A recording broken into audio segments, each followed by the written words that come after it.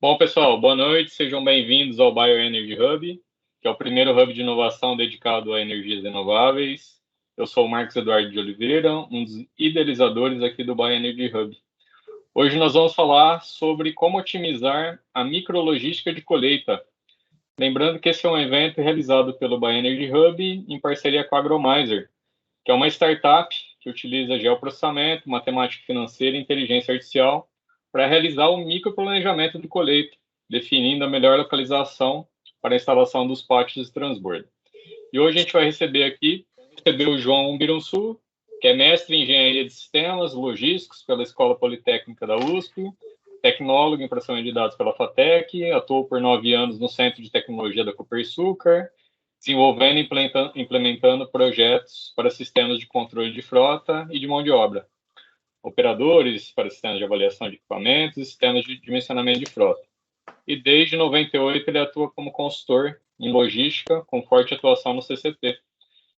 E o Hermógenes Machado, que é mestre em engenharia agrícola pela Faculdade de Engenharia da Unicamp, engenheiro agrônomo pela Exacma, atuou por 9 anos como gerente técnico de geotecnologia, responsável por áreas como topografia e geotecnologia, assegurando controle e monitoramento dos ativos biológicos, SIG, dashboards, web apps, aplicativos móveis integrados. Atuou também por 7 anos no Centro de Tecnologia Canavieira, implantando e desenvolvimento de projetos, com CTC-SAT, e atua como consultor na área de geotecnologia e processos agrícolas. E o Otávio Valsec, o Vico, que é o coordenador da MTA, Master Technology Administration em Gestão Industrial Superenergética, engenheiro agrônomo, mestre em Ciência e Tecnologia de Alimentos, doutor em Ciências Biológicas na área de concentração e microbiologia aplicada, além de professor associado no Departamento de Tecnologia Agroindustrial e Socioeconomia Rural do Centro de Ciências Agrárias da UFSCar. Também consultor da ONU para a cadeia superenergética, além de ser um dos idealizadores aqui do Bioenergy Hub. E também temos o convidado especial, o Sr. Rubismar Stolf, que é professor da MTA, especialista em mecanização. Quem não conhece o Rubismar Stolf vai ter o prazer de conhecer um dos gênios da mecanização agrícola. Sem jogar confete, o inventor do penetrômetro de impacto, alguma coisa assim, que parece alguma coisa assim erótica, mas não é. Esse penetrômetro já rodou a África, hein, Rubão? E Rubão é um inventor também da como é? Que são 5 operações numa só, Rubão? Viu? Maravilha, prazer vê-los todos aí, viu? Parabéns por essa iniciativa. Quem não conhece, deixa eu contar a história. Conheci o Rubismar em 1972, ele sendo um guitarrista do The Black Jack. Tem vários, o Grupo Evolução, uma série de bandas, né? Ele tinha uma banda especializada em Beatles e o meu primeiro contato com o etanol foi num dos ensaios dessa banda que eu tomei cachaça. Eu tomei um porre, eu falei, esse negócio é bom. Tira a imagem que tá ruim sua conexão, Vitor. A minha conexão tá ruim, né? Tá, deixa eu desligar a minha imagem, então. Peraí. Tá aqui. Bom, e agora? Desligou. E aí, a partir daí, a nossa amizade vem desde a década de 70, viajamos muito junto, fomos em muitos barzinhos, porque o Rubismar, além de ser um gênio da mecanização, é um tecladista de primeira grandeza. Ele toca todas as músicas dos Beatles em estilo jazz, que é um espetáculo à parte. Toda vez que a gente ia em restaurante, lobby de hotel, onde vocês imaginarem, o homem sentava no piano e dava um show, e aqui o amigo dele bebia de graça. E as meninas só ouvindo. Você conhece o artista? Eu falei, amigo, bons tempos, né, Rubismar? E é companheiro de viagem, de bar, de bagunça, né? Vamos dizer assim, e de música. E e tecnicamente também. É uma sumidade, eu sou fã número 1 dele, histórias não faltam, desde de um prêmio que ele ganhou num congresso internacional, que depois todos os tradutores em polvorosa, que ele começou a agradecer o prêmio que ele recebeu em português, passou para o espanhol, passou para o inglês, e todos os tradutores pararam de fazer a tradução, porque ninguém entendia mais nada. Até o dia em que ele saiu numa passarela de moda de maiôs para mulheres, numa piscina, da passarela no meio da piscina, num hotel, e foi ovacionado pelas mulheres, batendo palma, e ele de chinelinho havaiana, maiô e toalhinha embaixo do braço, tipo assim, não estou entendendo o que está acontecendo. Realmente ele não entendeu, porque ele não, na época não tinha telefone celular, então não deu tempo de avisá-lo que ia ter um desfile de moda na piscina de maiô. Mas, enfim, ficamos famosos lá também, né, Rubens Maia? Sempre assim. História não falta. São 50 anos de convivência com esse rapaz aí, fantástico. Eu sou fã dele, mesmo. Enfim, obrigado, essa é a apresentação que eu tenho para falar desse gênio. Eu falo que ele, não sei se ele está entre a genialidade e a loucura. Ele fica ali no fio da navalha, entre a genialidade e a loucura. E tem outro detalhe. Dono de Paul McCartney, o único macho além dele na casa dele. Tem 5 mulheres, uma esposa e 4 filhas. Bom, aqui eu vim para aprender, viu, gente? Estou meio defasado aí. Eu sei que essa reunião é muito bonita aí. Muito obrigado pelo convite. Um abraço. Prazer é nosso ter você aqui, viu? Obrigado pela participação. Então, lembrando alguns recados para vocês. O objetivo aqui é um bate-papo. A gente vai fazer uma contextualização. O João vai fazer uma apresentação aí da solução e contextualizar para a gente um pouco o que é micrologística, os desafios desse setor e algumas oportunidades.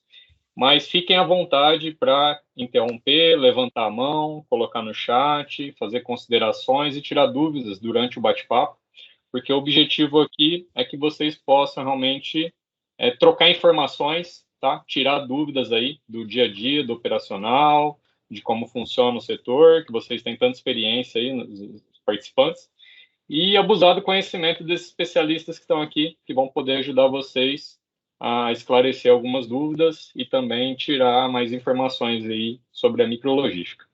Então, João, por favor, convido você aí agora a apresentar, compartilhar sua apresentação e o espaço é seu, fique à vontade. Obrigado, boa noite, pessoal. Vamos tentar falar um pouco, então, de micrologística. O Marcos já me apresentou aí, e às vezes o pessoal pergunta de formação, tal, eu tenho um pouco de dificuldade para falar, porque é técnica agrícola, processamento de dados e mestrado em logística, né?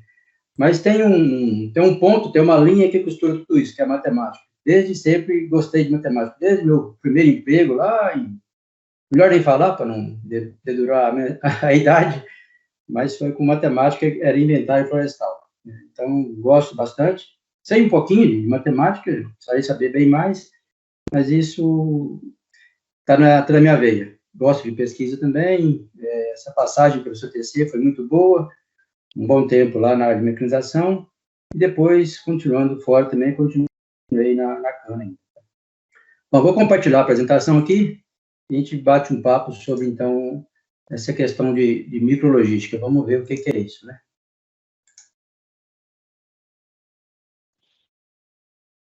Deixa eu só mudar aqui.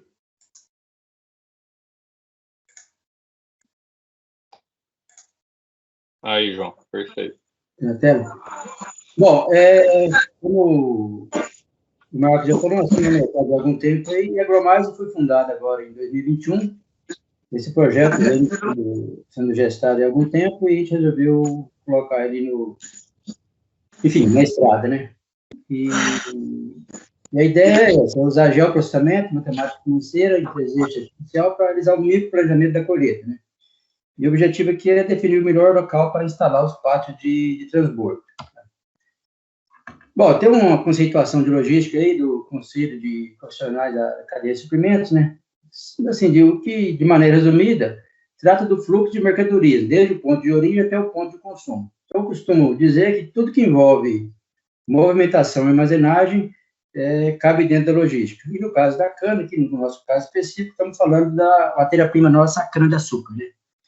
Então, quando a gente fala de logística, de um modo geral, o que vem à cabeça é isso. Você tem um mapa aqui da usina, né?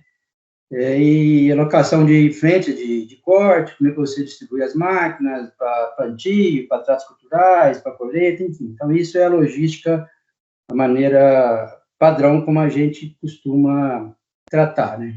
E o que é a micrologística? É quando a gente sai, aqui, deixa eu só mudar meu computador aqui para ficar mais nítido, né?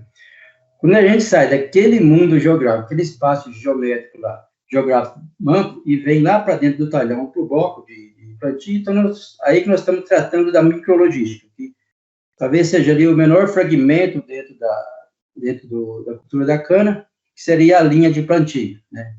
Poderia dizer que o menor fragmento, aí seria, logisticamente falando, a cova, mas vamos tratar aqui como linha, mesmo porque depois que você planta, você não tem uma definição muito clara do que é cova de plantio, mesmo porque não é plantado em cova, né? Não sei agora com o MPB, mas enfim. Estamos falando isso aqui, de micrologística, da logística dentro do talhão, dentro de um bloco de talhão. Quando a gente fala de planejamento, tem algumas questões que eu considero que estão resolvidas, que é planejamento de talhões, o arruamento, como é que você posiciona as linhas, escoamento de água, aí pensando em preservação, os carreadores, então tudo isso já tem soluções, tem bastante gente trabalhando e tal, né? Mas aí eu pergunto, né? E os pátios de transbordo, né? Alguém pensa nisso? Alguém dedica algum tempo, pensa neles? Onde que seria melhor colocar esses pátios? Por que colocar aqui? Por que não colocar lá? Né?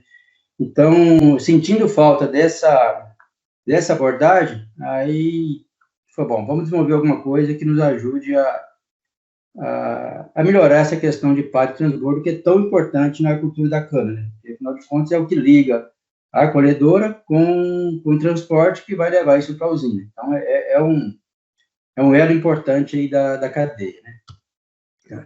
Então, eu sempre gosto de provocar o pessoal, né, perguntando que importância que dá para a localização do pátio de transbordo, né? E como que é essa localização, como é que ela afeta os resultados, né?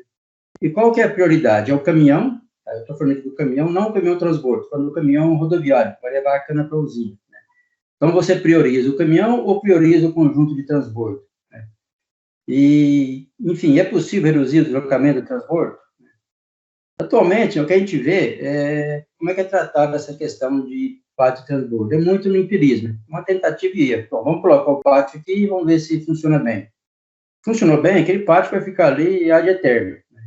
Aí tem uma decisão, às vezes, é tomada na hora, quando a maior parte das usinas não tem pátio fixo, é pátio itinerante, digamos assim, né? E vai do pior jeito para o melhor. Então, não deu certo, vai tentando melhorar. Não tem método, não tem padrão. E a proposta é trazer ciência para esse negócio, né? Aplicando pesquisa operacional, modelagem matemática, simulando e fazendo planejamento, né? E a ideia foi, bom, a gente tem o melhor cenário para a gente fugir daquilo que é o pior em termos de alocação de transbordo, de pátio, né? E você criar um método, criar um padrão para você definir esses locais de transbordo, né? Porque se a gente for numa usina, se você for numa área, levar 5 litros de frente, provavelmente cada um vai ter a sua opinião sobre onde é o melhor pátio de transbordo, né? Isso não é demérito, enfim, é a característica do setor, né? E aqui, repetir um pouco, mas queria chamar a atenção para a questão aqui, questão do CBIOS, é quando a gente consegue reduzir o consumo de combustível, utilizando essas máquinas, então você consegue gerar também CBIOS. Então, você tem algumas contas aqui, alguns ganhos que a gente ainda não mensurou, né? Então, é assim que a gente trata essa questão de pátio de transbordo, tá? Bom, e como o Marcos já comentou, fica à vontade, quiser interromper, tirar alguma dúvida, enfim. Às vezes eu me empolgo, começo a falar meio rápido também, pode pedir para dar uma segurada, o assunto me empolga.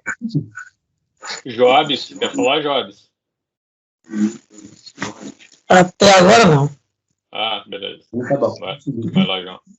Bom, esse gráfico aqui está mostrando como é que se comporta a produtividade do transbordo, aqui do conjunto de transbordo, em relação ao tempo de ciclo, né? Então, cada linha dessa, cada cor é uma capacidade de carga. tem uma carga aqui de 8 toneladas, provavelmente nem existe mais transbordo disso, de 10 toneladas, de até 21 toneladas por ciclo, né? E é importante a gente olhar para esse tempo de ciclo, porque vamos pegar aqui um transbordo de 21 toneladas, tá? Se você sai aqui de... Vou até fazer um desenho aqui. Se a gente aumenta de 30 para 35 minutos o tempo de ciclo, nós estamos perdendo 5 toneladas por hora aqui, praticamente. Estamos de 35 aqui para 40, um pouco mais de 5 toneladas por hora por conjunto de transbordo, né? Então, se você tem 5 transbordos, 5 conjuntos na sua frente, são 25 toneladas por hora, né? E aí, isso vai variar de acordo com o tempo, né? E o que impacta esse tempo? O que está incluso aqui nesse tempo de ciclo? Tem o tempo da colheita, propriamente dito, né? E tem o tempo de deslocamento entre a colhedora e o pátio de transbordo e o retorno para encontrar uma colhedora que vai carregar esse transbordo, né? Então, é preciso muita atenção com esse tempo de deslocamento. Isso está envolvido diretamente com a localização do pátio, né? Não só isso, mas isso é uma das questões que devem ser tratadas, né? Bom, e o que essa solução nossa traz, a Agromais, né? É um serviço de otimização, está envolvida a engenharia geotecnológica, que parte do princípio do georreferenciamento de linhas, de talhões, de carreadores. Tem uma parte econométrica, que não pode deixar de entrar, questão financeira, porque, no fim das contas, o que vai definir é o financeiro, né? Inteligência artificial por trás de tudo isso, para definir as melhores opções. A plataforma SaaS, que o serviço é certo, né, que é um negócio novo, na cana ainda, eu acho que pouco usado, né? Que a ideia é você pagar por área otimizada, não adquirir software, ficar pagando licença de software, né, e não precisar também contratar um serviço de consultoria, né? Então, a gente destaca isso, que a nossa proposta é que você tenha uma solução na nuvem, você submete os seus mapas, seus parâmetros, e você tem a solução. Hoje eu quero fazer uma avaliação para 1.000 hectares, eu quero fazer para 2.000, eu quero refazer aquela que eu já fiz, que eu mudei lá o traçado do carregador, tá? Então, você não precisa depender de instalar software, treinar seu funcionário, ficar pagando licença. Então, você paga pelo uso. A gente acha que a gente considera que é uma proposta mais moderna, digamos assim, mais justa, né? E é uma ferramenta de apoio à logística, tá? No fim das contas, o que a gente quer é isso, é diminuir o custo da colheita e do transbordo, tá? Por que não o CTT ou o CCT? Porque a gente vai ver que a parte de transporte, ela não vai entrar totalmente aqui no modelo matemático, e a gente vai falar um pouco sobre isso, né? Então, a estratégia de decisão é o custo do sistema, a produtividade dos grupos operacionais, colhedor e transbordo, e tem a relação transbordo-colhedora. Essa relação transbordo-colhedora, ela não é um input, ela é um output, é uma resposta da solução. Então, assim, destacando, a ideia é sempre trazer o menor custo da colheita e do transbordo, tá? E o que a solução entrega? Vai entregar mapa da área da frente de colheita, né? Tem os infográficos, a gente vai falar um pouco deles daqui a pouco, como é que é a abrangência de cada pátio, isso te ajuda, vai ter uma folha de processo que ajuda bastante, auxilia o líder de frente a como posicionar as máquinas, como é que ele vai trabalhar essa distribuição de máquinas para tentar tirar o máximo possível delas, e a gente parte de um orçamento base zero. A gente vai apresentar um estudo de caso, que foi feito uma prova de campo aí, era um canavial já estabelecido, já tinha feito melhorias no planejamento desse bloco aí, uma área de 672 hectares, tá? E foi feito toda a parte de traçado de carregadores, de talhões, revisão de linhas, mas não se pensou na localização dos pátios. Estava se usando os pátios que eram usados desde que a usina foi fundada, tá? Bom, era ali, então ficou sendo ali, não se pensou, né? Como acontece, acho que com todos os projetos aí de planejamento, tá? E na frota da usina, a relação transbordo e colhedora dela é de 1,8, ou seja, para cada colhedora tinha 1,8 conjunto de transbordo. Então, isso é o que estava estabelecido, tá? Bom, o que a gente precisa para fazer esse trabalho? Precisa da área georreferenciada, são 4 shapefiles aí, o arquivo georreferenciado, que é de talhões, carregadores, as linhas e as impedâncias. O que a gente chama de impedância? São obstáculos. É uma rede de energia, é uma árvore que está no meio do talhão, que vai atrapalhar o deslocamento, é um canal de vinhaça, enfim, tudo que gera atraso ou afeta o custo, o deslocamento, o tempo de processo. Tá? Então, isso é importante trazer para dentro da solução. Tá? Então, tem aqui uma imagem do Google, que é a área que foi analisada. Bom, nessa figura aqui, onde está no atual aqui, era como estavam dispostos os carreadores, desculpa, os talhões. Opa, peraí, os pátios de transbordo. Então, esses pontos vermelhos era onde estavam instalados os pátios de transbordo. Tá? Esses pontos aqui, eu vou destacar um pouco, essa setinha amarela são os pontos de entrada da fazenda. Então, tem 1, 2, 3, alguns pontos de entrada aí para a fazenda. Tá? E a gente, conversando com o pessoal operacional, com o gerente de agrícola, com o pessoal de campo, onde que pode ser colocado um pátio de transbordo. Então, foi identificado todos os pontos possíveis onde poderia ser instalado um pátio de transbordo, que a gente chama de locais candidatos. Então, a gente submete isso ao software para que ele, dentro desses pontos aí, escolha aqueles que sejam as melhores escolhas do ponto de vista financeiro e operacional, né? É até dúbio falar financeiro e operacional, porque o operacional vai afetar o financeiro. Então, de novo, no fim das contas, o mandatório é o financeiro. Bom, premissas que a gente tem no sistema. A questão do pátio, né? A gente entra com o custo do pátio, a área que ele ocupa, o valor de arrendamento e tal. Por que a gente entra com isso, né? No fim, que a gente tem o custo anual do pátio. E cada pátio que você instala, ele vai, digamos assim, vai diminuir um pouco da sua área de plantio. Então, isso tem que entrar na conta. Se você colocar muito pátio, você vai reduzir a sua área de plantio, vai reduzir a sua receita, o seu faturamento. Então, é importante que entre o custo do pátio no modelo matemático financeiro, né? Da parte de transbordo, aí questões operacionais, velocidade de vazio, carregado, a carga útil por ciclo, se é um transbordo de 15 toneladas, de 20, 21, enfim. Quanto tempo que leva para fazer manobra de cabeceira, o tempo para fazer acoplamento na colhedora e o tempo de transbordo. O acoplamento ali, quando ele chega do lado da colhedora, quanto tempo que ele leva ali para sincronizar com a colhedora. Pode ser meio minuto, 1 minuto, 10 segundos, enfim. E depois o tempo lá do transbordo propriamente dito, quando está lá no pátio de transbordo.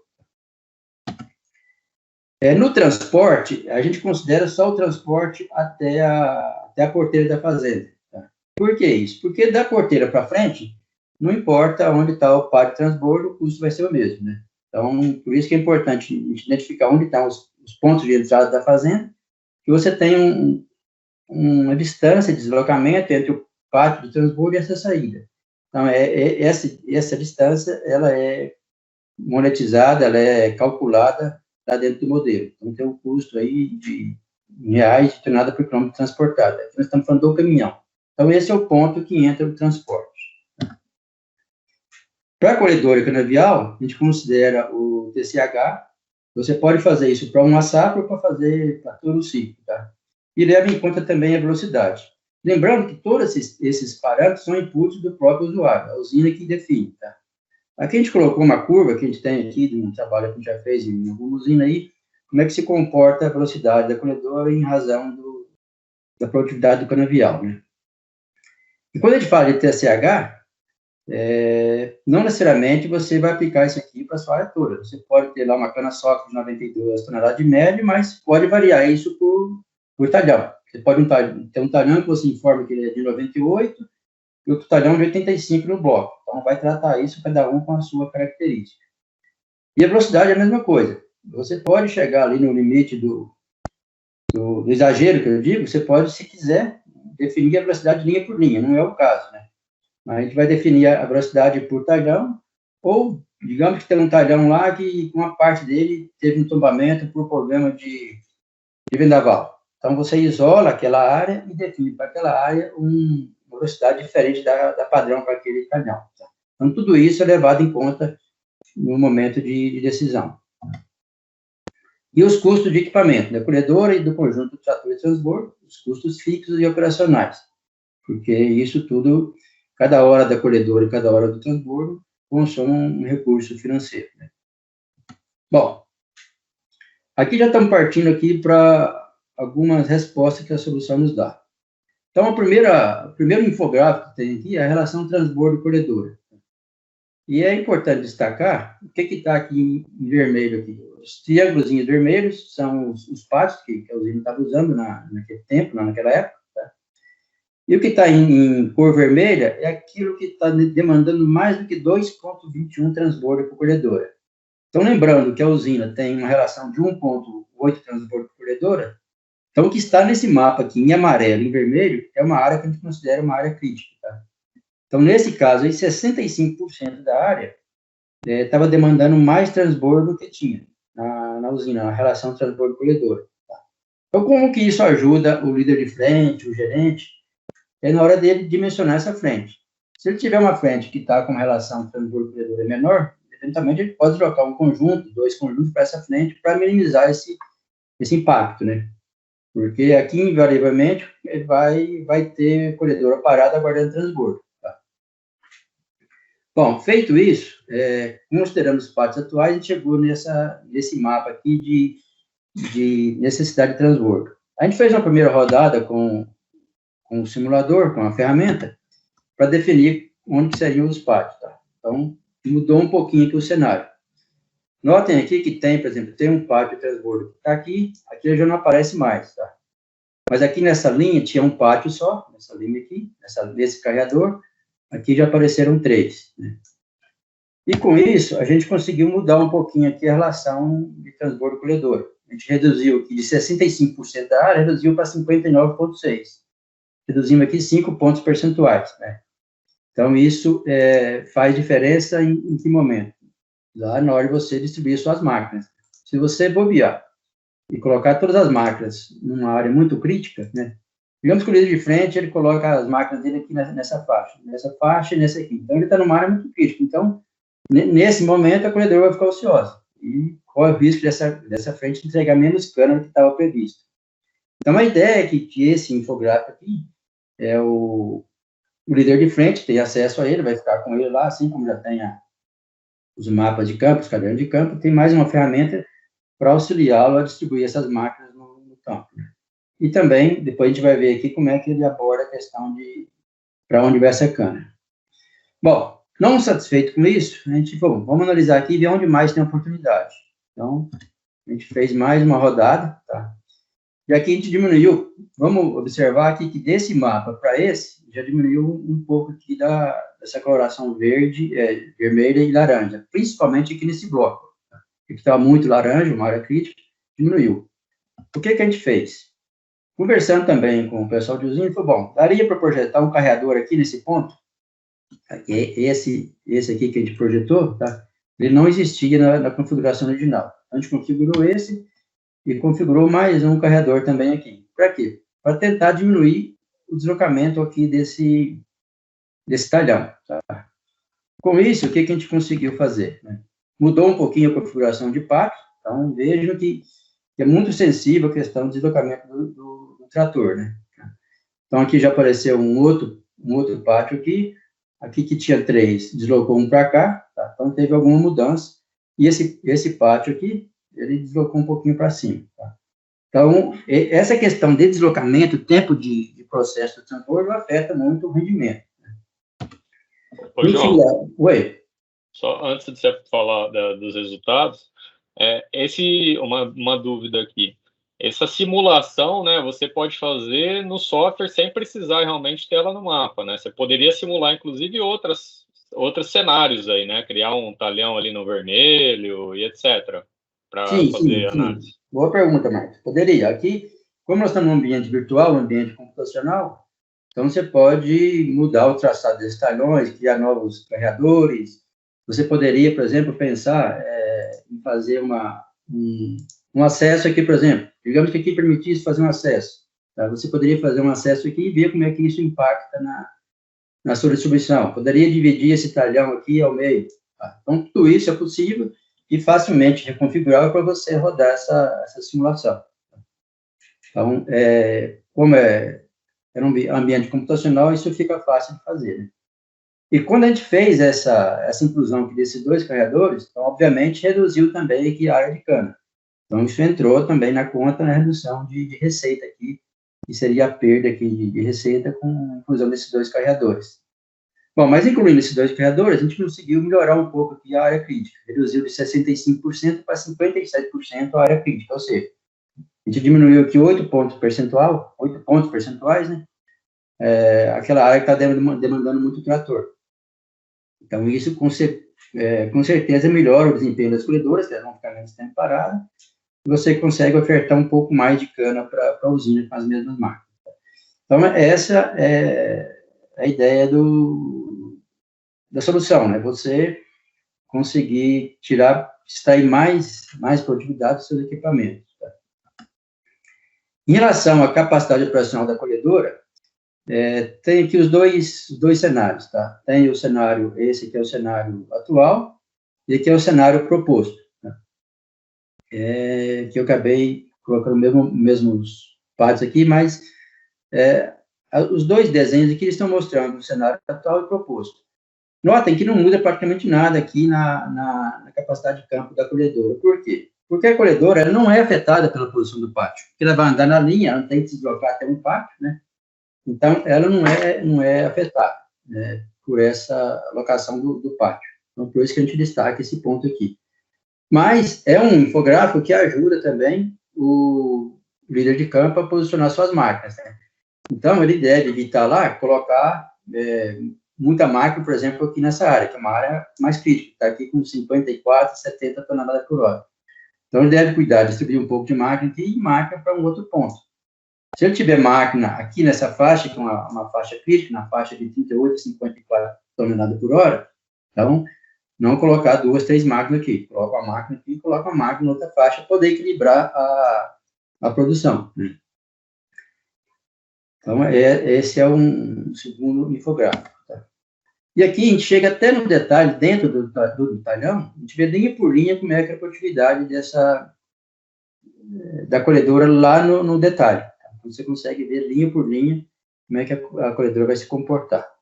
Então, aqui fica bem claro, né, a questão do tiro da linha. Quanto mais longo o tiro, obviamente a colhedora vai diminuir as manobras, então vai ter uma produção maior. E aqui eu chamo a atenção para uma questão que eu venho falando há algum tempo. Sempre que se faz planejamento de talhão, o pessoal tem buscado tiros longos, né? Então, preconiza o tiro longo.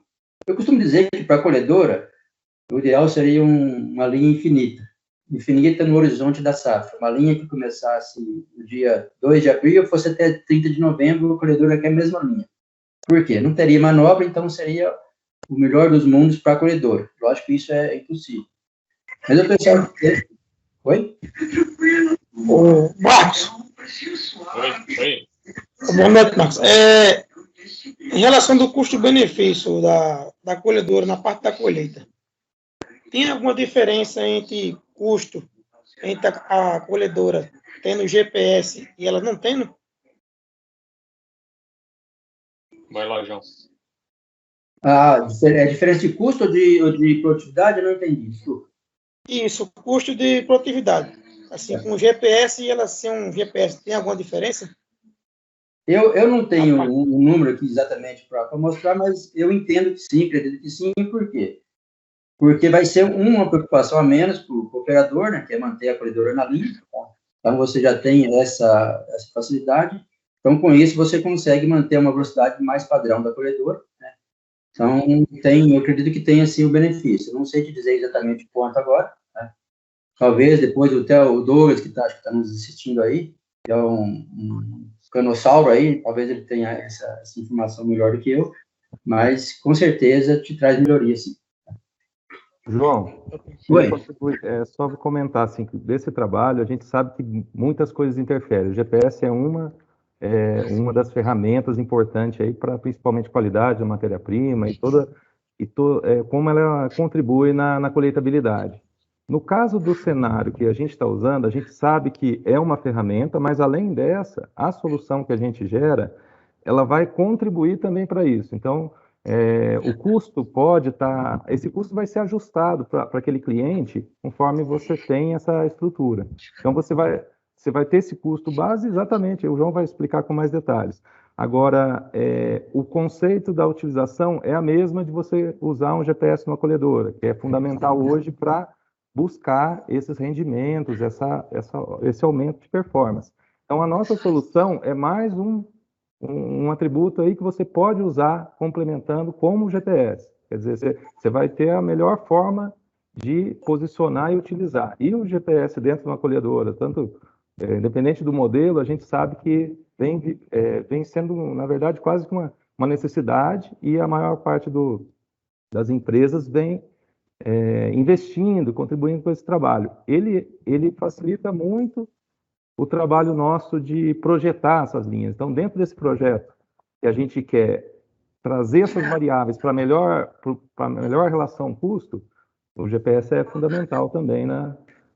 É uma das coisas que pode ajudar no nosso trabalho, né, João? Mas não é repetitivo. Se você não tem um equipamento com GPS, fornecedor, que tem alguma estrutura diferente, também o trabalho de micrologística é importante. Na verdade, a gente para obter a solução do resultado, bem lembrado, você não precisa necessariamente ter a colhedora com GPS, você precisa ter a linha georreferenciada, né? Então, voltando aqui à questão do tiro, tá, no comprimento do tiro, né? Então, para a colhedora, quanto mais longo esse tiro, melhor, porque você reduz realmente manobra. Mas para o transbordo, existe um ponto de equilíbrio aí que ele é muito difícil de determinar, né? O que é esse ponto de equilíbrio? O transbordo tem uma capacidade finita, 21 toneladas, então encheu 21 toneladas, esse transbordo tem que achar uma via de escape, ele tem que achar um carregador para chegar até o pátio de transbordo. Então, se você tem uma linha muito comprida, então corre o risco de você terminar de encher carregar esse transbordo no meio da linha, ele vai se deslocar carregado até achar um transbordo, um carregador, para se deslocar até o pátio de transbordo. E quando ele voltar, a mesma coisa. E tem um outro agravante, porque ao longo da vida do canavial vai mudando o TCH. Então, esse comprimento de linha vai mudando de um ano para o outro. Então, a gente tenta aqui mostrar como é que isso se comporta ao longo da vida. Então, a gente vai mostrar alguns resultados aqui depois, comparando o primeiro corte com o segundo corte. Bom, um outro infográfico que tem para auxílio da gestão, lá na frente mesmo, lá na poeira, como se diz, né? É a abrangência do pátio. Então, para cada pátio é mostrado aqui qual que é a área que vai ser colhida com ele, né? Então, vamos pegar esse pátio número 1 aqui. Aqui tudo bem que está muito óbvio. Então, quando o pátio estiver nesse ponto, então, o que vai ser colhido? É esse talhão aqui que vai ser colhido. Opa, deixa eu voltar aqui. Quando o seu pátio de transbordo estiver aqui e for o pátio 9, tá? Então, essa área aqui tem que ser direcionada, essa cana aqui, para esse pátio, para que você atinja aquele resultado, tá? E quando você estiver no pátio 60 aqui, recebeu o número 60, a mesma coisa. Então, o líder de frente tem que tomar cuidado para não pegar uma cana que está aqui nessa área cinza, né, e trazer aqui para esse pátio, porque isso vai afetar o custo dele, tá? Então, isso é outra ferramenta de apoio lá para o líder de campo. Então, ele ajuda também a distribuir adequadamente essas máquinas no campo, né? Bom, e aí vem aqui para a grande dúvida, bom, o que isso traz de resultado, né? Para esse caso específico aqui, resultou numa economia aqui de 87 centavos por tonelada, até uma redução aí relativa de 4,5% em relação à alocação de patos que a usina estava usando. E falando aqui de redução absoluta, foi uma redução de 46 mil, quase 47 mil reais, tá? Considerando isso apenas uma safra. É claro que isso aqui vai variar muito de usina para usina, caso a caso, até dentro da usina, dentro de uma área da usina com outra área, que depende muito da sistematização, a velocidade que a colhedora pode andar, enfim, uma série de coisas, mas cada área planejada vai ter uma resposta, né? Mas a gente quer mostrar aqui que realmente tem uma redução. Aí, questão se é muito ou pouco, aí cada um sabe como é que é a fundura do bolso dele, né? Mas quando eu olho para isso aqui, que eu vejo lá 47 mil reais numa safra, se a gente extrapolar isso aqui para 5 safras, já são 235 mil reais, isso numa área de 672 hectares, né? Não pode ser que tenha uma área que não vai dar essa redução, pode ser que tenha área que vai dar uma redução maior. E é interessante também te destacar, que eu estava deixando passar batido, que essa solução ela pode ser usada em duas situações. Uma, como foi essa aqui, que já está o canavial instalado, aí você vai definir os seus pátios de transbordo, independente se é um pátio fixo ou não, tá? Se a usina não trabalha com pátio fixo, pelo menos define, você tem que colocar o malhador, o pátio aqui nesse ponto. Se é fixo, então você já vai trabalhar melhor ainda esse local de pátio, né? Então, a primeira aplicação é essa, um canavial instalado. A segunda aplicação é para um greenfield, ou para quem está fazendo reforma de talhão. Então, você pode pegar o trabalho do seu pessoal de gel e juntar com essa solução para ver se aquele traçado de carreadores, de talhões, vai te proporcionar o melhor custo-benefício aí na colheita. Não fugir, complementar os ganhos que tem agronômicos com o aumento da área plantada, tudo isso que a gente tem visto aí, notado, que tem resultado aí dos planejamentos de talhão, mas dá esse benefício aí de você avaliar do ponto de vista do pátio de transbordo também, tá? E aí ajudar o pessoal de gel, foi bom, onde vamos definir os pátios de transbordo? Tá? Eventualmente, depois que for o cenário, eles podem ter, bom, vamos analisar aqui, talvez eu dê para incluir mais um carregador que não tinha previsto aqui, vai reduzir um pouco a minha área de plantio, mas vai reduzir o meu custo. Então, tem que pôr isso na balança, né? Fazer esse comparativo. Tá?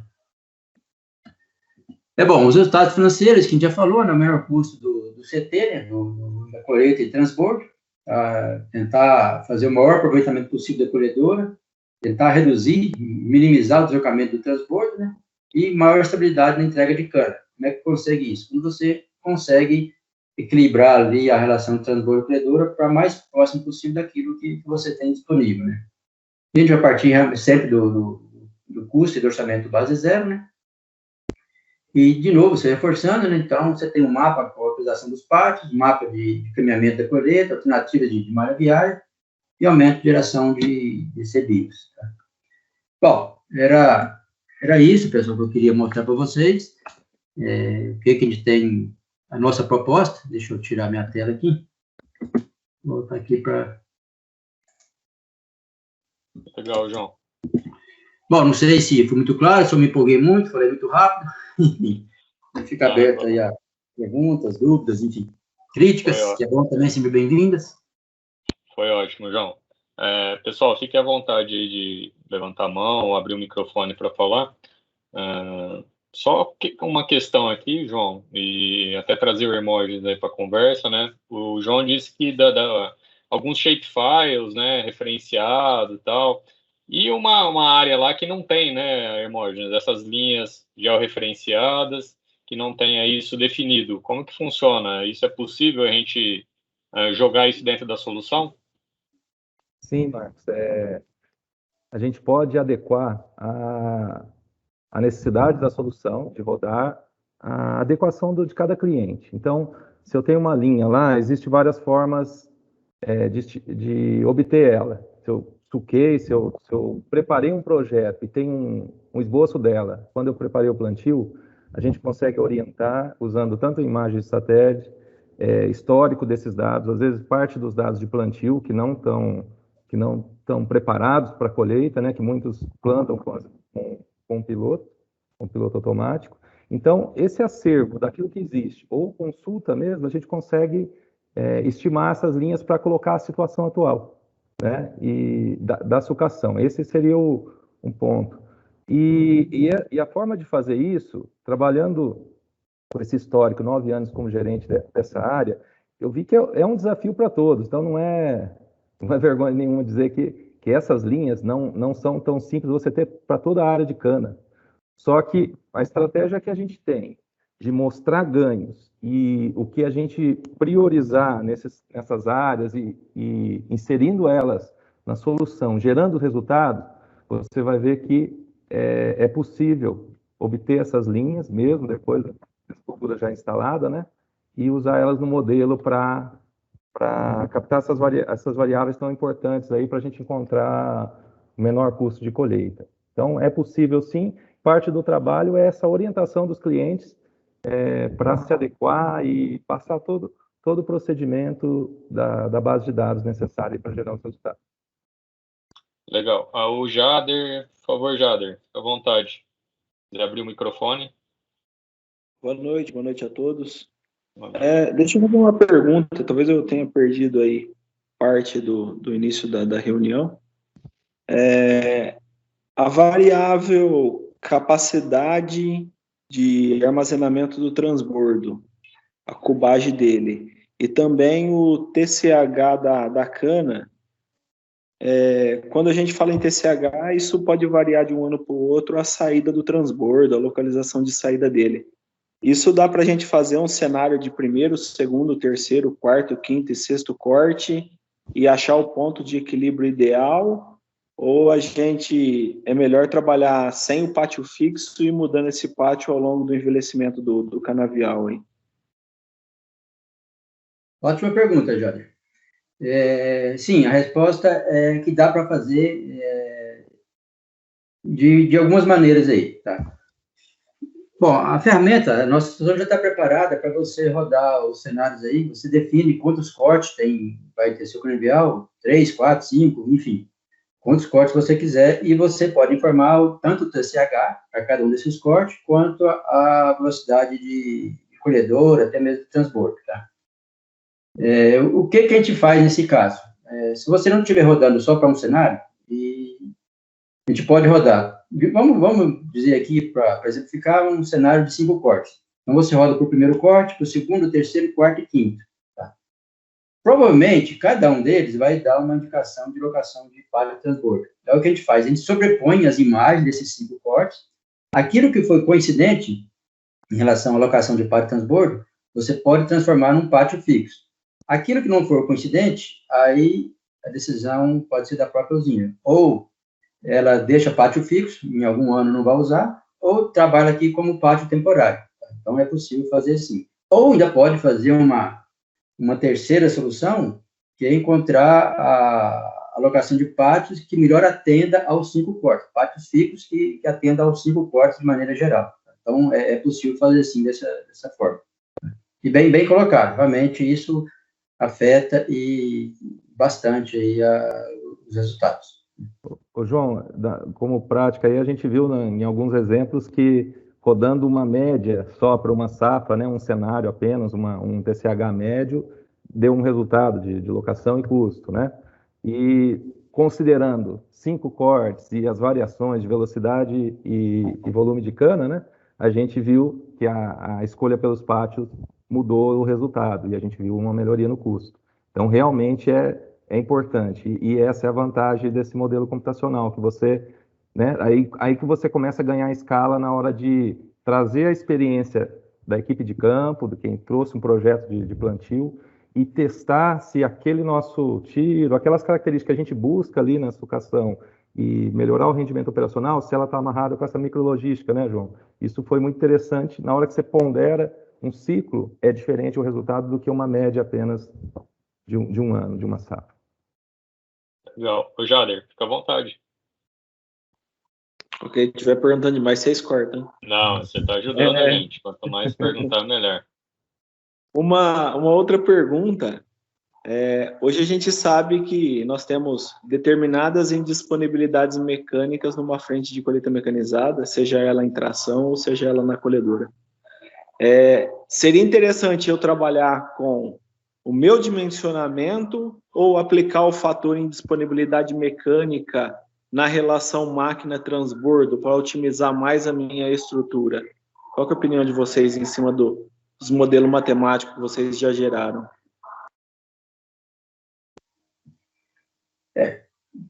Deixa eu ver se eu entendi. Sua pergunta é se você, no dimensionamento da sua frota, você deve considerar a sua disponibilidade ou a sua eficiência global, é isso? Imagine assim, eu tenho uma frente com 5 máquinas e 10 tratores. Tá. A gente sabe que o trator gera uma indisponibilidade, vou exagerar, tá, de 10%. Então eu vou trabalhar, ao invés de 10 tratores, eu vou trabalhar com 9. Aí a relação não é mais 1:2, vai ser 1:0.75, mais ou menos. Quando a gente vai dimensionar essa estrutura de capacidade de entrega, era legal eu trabalhar com o cheio, que é 1:2, ou 1:0.75? Eu costumo, quando eu vou fazer o planejamento global, considera essa indisponibilidade ou a eficiência global. No fim das contas, é a mesma coisa. Agora, aqui no projeto nosso da micrologística, ele está considerando ali naquela produtividade a máquina que está realmente trabalhando. Tá? Lá no custo, tá? É importante a sua pergunta, foi boa, porque quando a gente vai considerar o custo, vai considerar o custo dessas horas paradas também. Você tem o custo variável, é aquilo que o modelo vai te mostrar. Você vai precisar de X mil horas de máquina para colher. Tá? Então, são horas efetivas. Então, isso entra no custo, entra a variável do custo variável. É gozado agora, mas... E depois a gente aplica, sobre esse tempo necessário, a gente aplica aquela capacidade operacional da máquina para transformar isso no custo fixo. Então, se você precisa de 100 horas de máquina para colher a cana e a sua eficiência global é de 50%, estou exagerando aqui. Então, você vai precisar de 150 horas fixas dessa máquina. Então, isso vai impactar no custo. Tá? Então, aqueles infográficos que ele está mostrando lá é a relação da hora que essas máquinas estão trabalhando. Tá? Então, 1.8 transbordo para a máquina é horas efetivamente trabalhadas. Tá? Então, no final das contas, bom, a gente vai fazer essas contas, depois, fora do modelo, aí sim, você, bom, eu preciso, então, de 1.8, eu tenho uma eficiência X, então isso vai me traduzir em tantos tratores a mais ou a menos. Legal. Jara, se ficou mais alguma dúvida aí, por favor, fica à vontade. Douglas, por favor. Olá, Marcos, boa noite, João, boa noite a todos. Aproveitar para cumprimentar também o doutor Rubensmar Stolfi, nós trabalhamos junto no IA Planosulco. Mas eu queria contribuir um pouquinho com essas perguntas, em termos de cubicagem, como o nosso amigo perguntou, e entendo o seguinte, que na colheita, o pátio fixo, a cada 80 ou 100 hectares, você não utiliza ele apenas para transferência de cargas. O pátio fixo dá uma série de outras vantagens. Primeiro, que você tem uma educação da equipe, né, na organização das frentes, né, no ponto de referência de das frentes dos talhões da fazenda ali. Quando eu falo de 80 a 100 hectares, eu estou aí exatamente falando da distância de deslocamento, tanto vazio como cheio, né? Do ponto de referência que é a máquina para o pátio. A relação 2:1 ou 1.8 para 1, dentro dessa configuração, você pode mexer. O líder da frente tem essa expertise de, se faltar transbordo, ele trazer a máquina mais para perto. Se faltar a colhedora, colocar as máquinas mais longe, porque tem transbordo sobrando, né? Vai dar mais do que 2:1 ou do que 1.8 para 1. Então, isso aí, dentro de um cenário que você tem uma sistematização, um ambiente favorável para a colheita, é uma referência, né? Então, um transbordo de 21 toneladas, que na verdade tem 18 toneladas, e dependendo da cana tem até menos, ele tem 43 metros cúbicos ali, você entenda uma coisa, que uma eficiência da colheita, em termos aí de velocidade, você aumentar um pouquinho, diminuir, é a máquina ter a capacidade, não nominal, uma capacidade efetiva de colocar no mínimo 1 tonelada por minuto, né? Você 18 toneladas, tem 18 minutos, você enche um transbordo, então você faz essa correlação.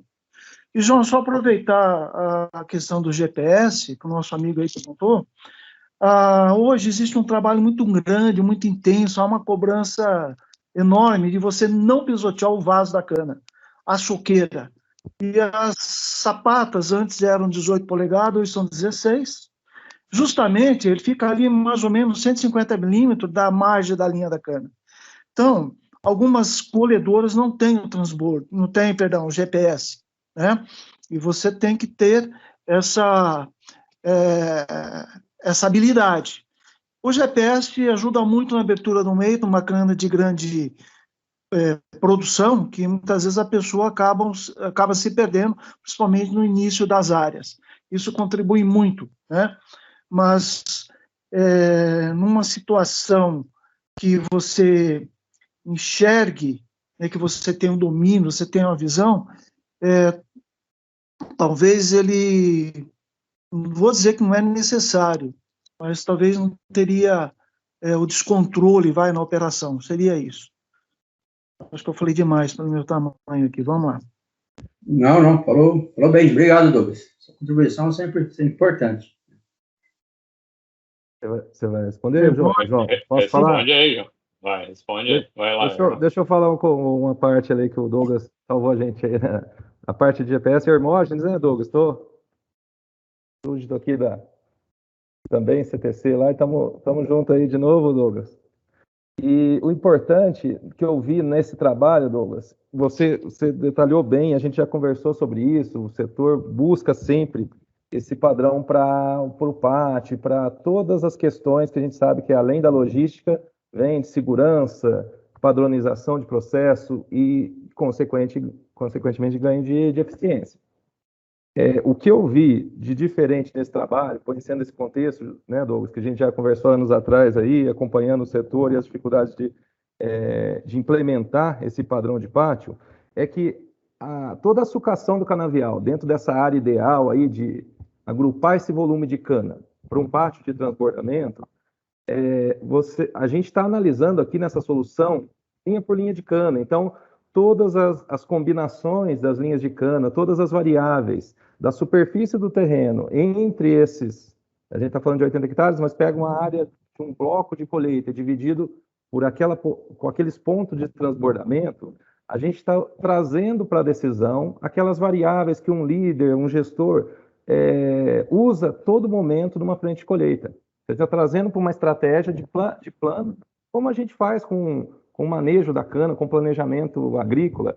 Você traz as variáveis ali dessa micrologística, que você diz bem, que tem uma distância ali que comporta aquele tempo mínimo de carregamento e manter o fluxo com aquela estrutura viável ali de uma frente de colheita. A gente está dizendo que o que a solução faz? Ela prepara esses dados, simula e mostra para a gente aonde vai variar o rendimento. Como você bem disse, que a estratégia de posicionar a colhedora, de acordo com o fluxo, com todo o transporte da usina, você vai ajustando durante o trabalho, durante a colheita. O que a gente está dizendo que os mapas aí, que o João mostrou o mapa da relação transbordo, mas o mapa de rendimento de colhedora, transbordo, a relação do custo dessas variáveis é um roteiro para se buscar isso que você falou, Douglas, né? Dar subsídio ali para um líder tomar decisão.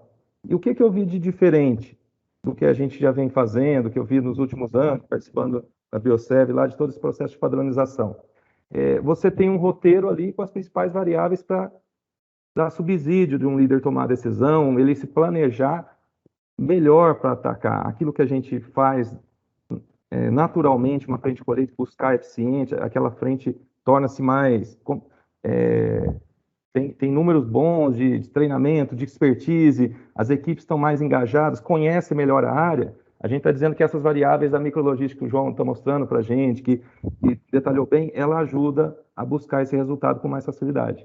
Então, além de você mostrar esses cenários, esse material serve para a operação, para o acompanhamento e buscar esse resultado. Direcionar... a gente fala aí, né, que você traz método para a operação e traz padrão, né? Essa decisão, se ele precisar deslocar uma colhedora para uma outra área porque está faltando transbordo, ou vice-versa, então ele vai ter ali um infográfico que vai ser um apoio muito importante para ele, né?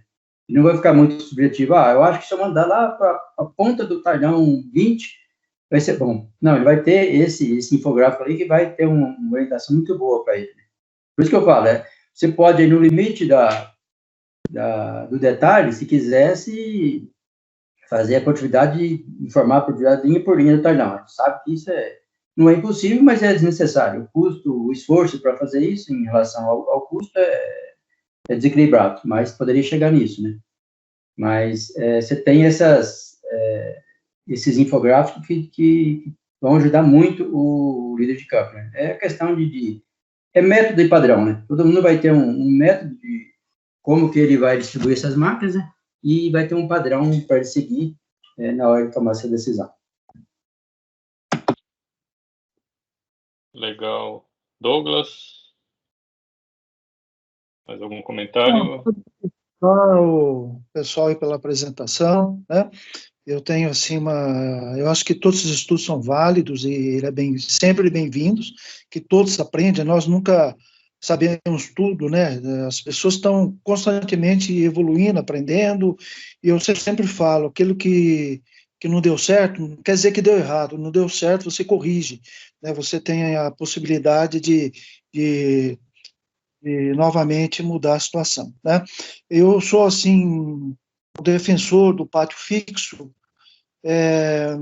porque além de você ter uma referência por área, né, e por volume de máquinas, claro que se eu tenho 3 máquinas, eu não vou trabalhar com 100 hectares, vou trabalhar com 50, né, tem algumas fazendas que são muito pequenas, são pequenos sítios, que não comportam nem 4 máquinas, então estão vários fatores, né, e são realidades diferentes das usinas ou de um produtor, né.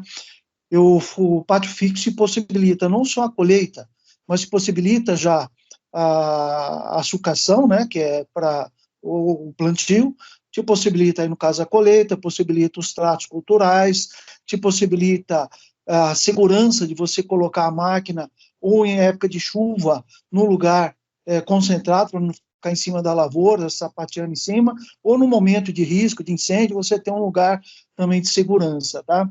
Então, é isso, são referências, e que está aberta a discussão, sempre é válido, e sempre estamos aprendendo.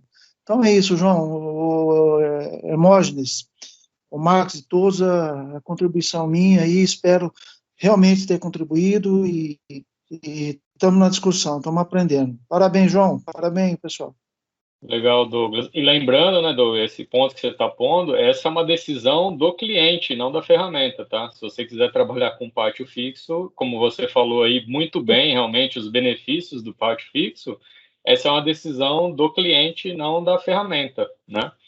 Então, isso fica bem aí na discussão realmente, e acho que é bem válido o que você falou. Acho que o João agora, João Eduardo, por favor. Opa, boa noite a todos. Boa noite, João. Boa noite, Hermógenes. Parabéns aí pela apresentação de vocês. Eu achei bem bacana a ferramenta. Acho que traz muitas soluções aí para o setor. Faz um tempinho que eu tenho saudade também da área canavieira, né?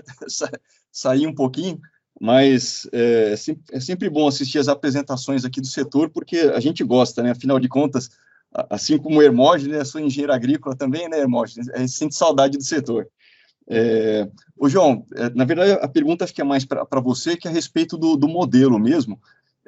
Talvez tenha passado despercebido por mim, não prestei muita atenção, mas eu entendi que a solução de vocês, ela faz a alocação do bloco ou da menor área de colheita a um pátio, né, para fazer a transferência da cana, né? Eu só fiquei com dúvida se era isso mesmo, né? Se você aloca, por exemplo, você mostrou aí um diagrama com todo o talhonamento de uma fazenda, e eu entendi que a própria disposição dos malhadores fazia essa alocação de, tipo, aquele bloco vai ser transferido para aquele malhador, né? Então, essa é uma pergunta, né? Se é isso mesmo.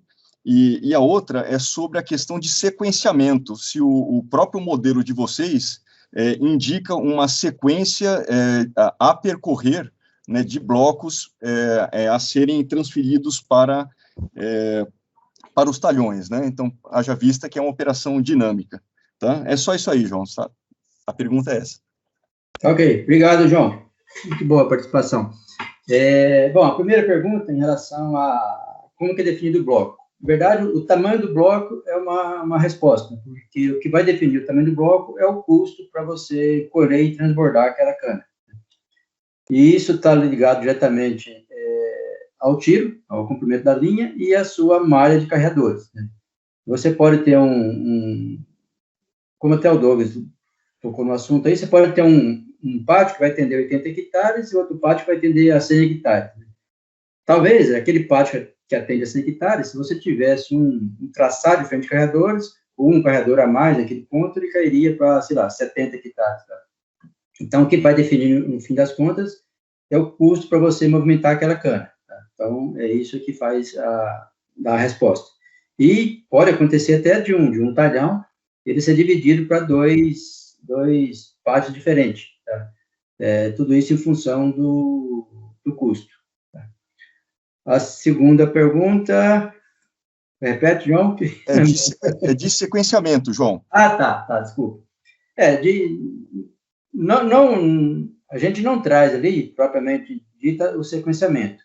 Mas a partir do momento que você tem os pátios definidos, você tem a abrangência de cada um, então fica fácil você definir o sequenciamento. Você está no pátio X e está terminando aquela cana, então você já pode, ali avaliando, olhando para aquele mapa, ver qual que é o próximo talhão, que vai ficar, o próximo pátio, que vai ficar mais próximo da sua área, que é onde você está trabalhando.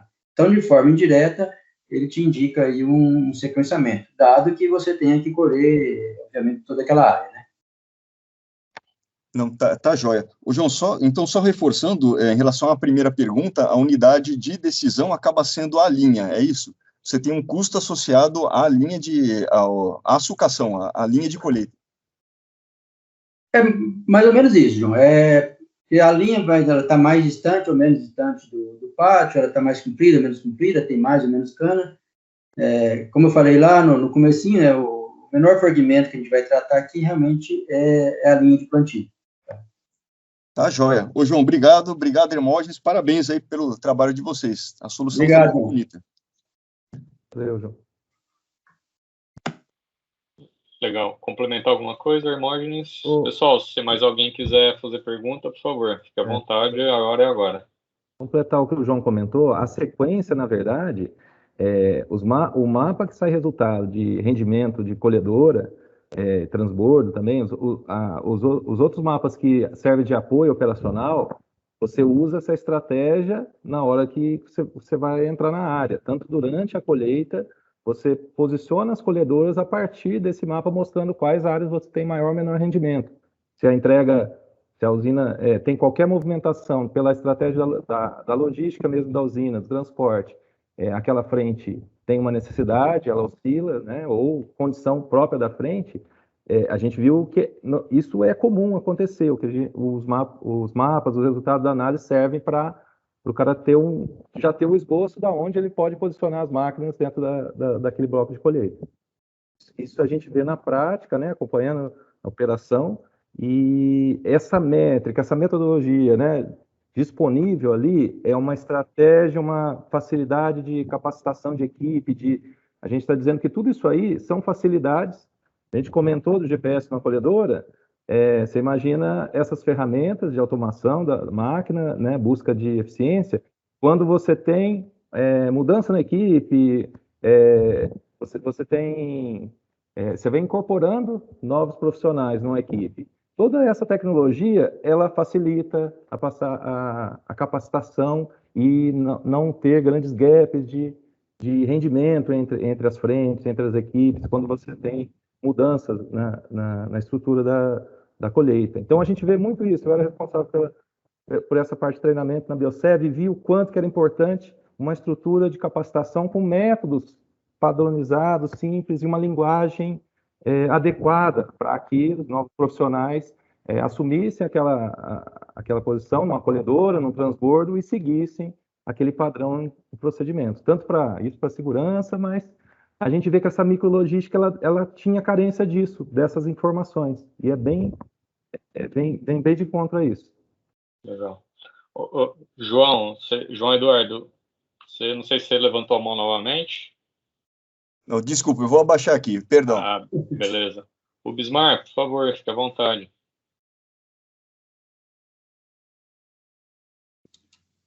Bom, eu quero primeiramente agradecer aos gestores pelo convite, né, para estar aqui aprendendo um pouco, né.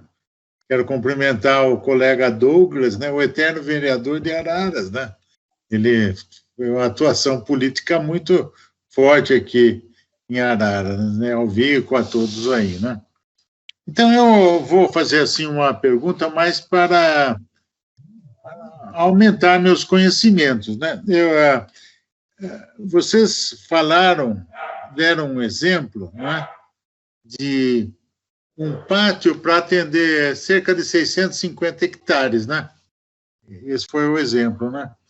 Então, eu perguntaria, né, no valor da área para o pátio. E esses 650 hectares é um bom número para se estabelecer um pátio, né? Como já foi discutido, um pátio pequeno, ele aumenta muito o custo, muito grande aumenta as distâncias, né?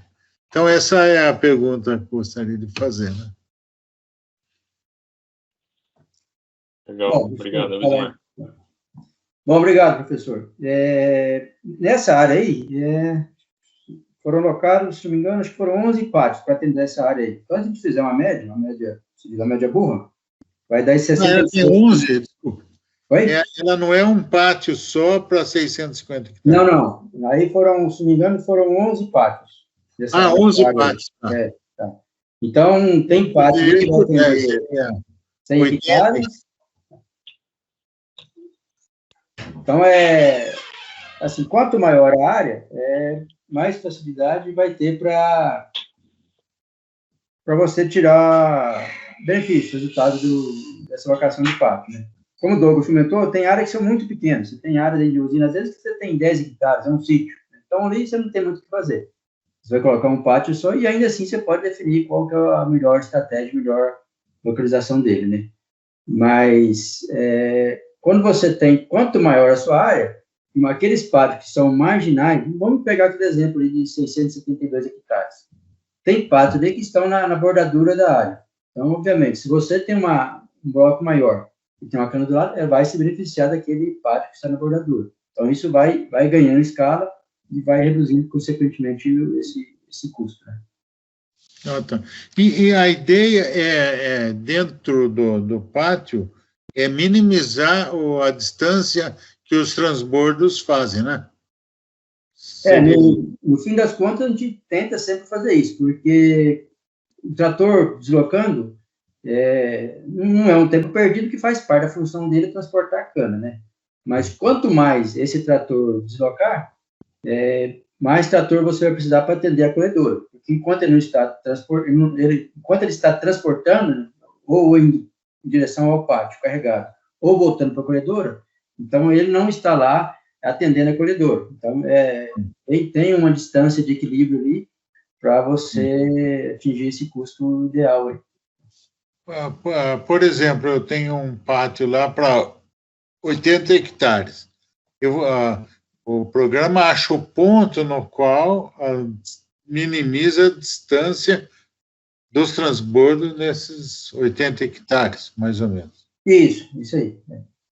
Daí usa um algoritmo que minimiza, coloca o ponto nesse aspecto. Né? Sim, tem um motor de otimização por trás de tudo isso.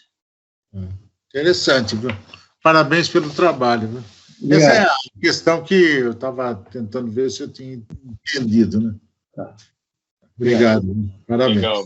Obrigado, Bismar. Agora o Brunner, por favor, Brunner, fica à vontade. Oi, boa noite, pessoal. Beleza.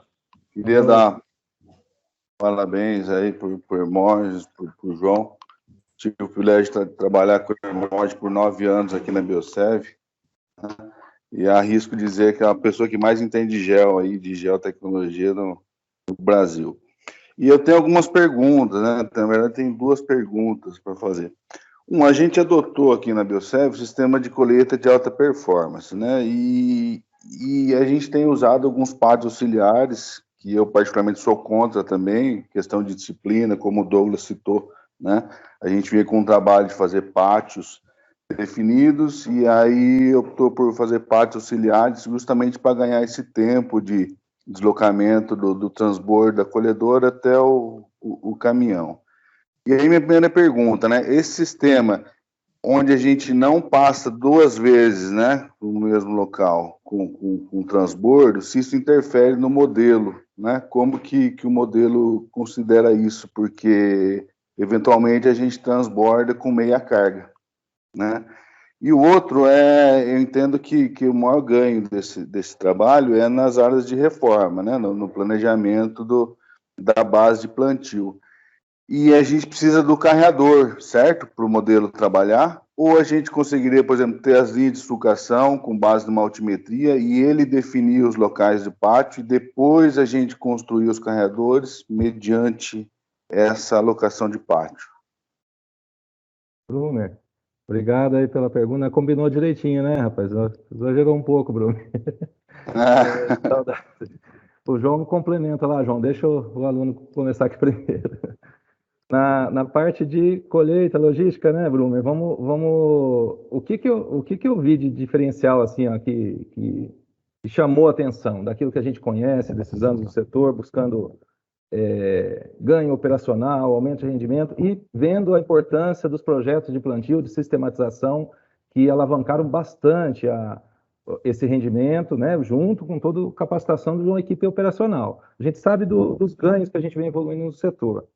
Mas você lembra, Bruno, na hora que você vai fazer um projeto de sistematização, a equipe responsável, que é um comitê ali, topografia, normalmente um líder de preparo, alguém que tem uma experiência operacional ali que vamos reprojetar essa sucação, tantos metros lineares de cana, e distribuir ela, que a gente não tem erosão, mas que facilite a vida do operador. E a gente conhece esse histórico do setor, principalmente o pessoal de colheita, vindo para o plantio e trazendo esse feedback, sempre quando um responsável de colheita participa de um projeto de sistematização, a gente sabe que é esse confronto, de buscar maior comprimento.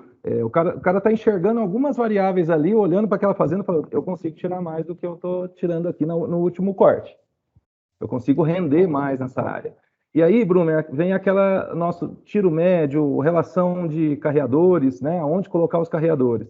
Quando você roda essa ferramenta, você põe o cenário atual, você precisa, aí vem a resposta que você falou da segunda pergunta, é preciso ter o carreador atual, você coloca a sucação atual, e aí projeta uma área nova, só que o resultado, tanto da atual, como desse primeiro projeto, você vai ver gargalos, que são, naquele mapa que o João mostrou lá de relação transbordo-colhedora, um dos mapas, você vai ver lugares que a relação é mais alta, onde o rendimento da colhedora diminui.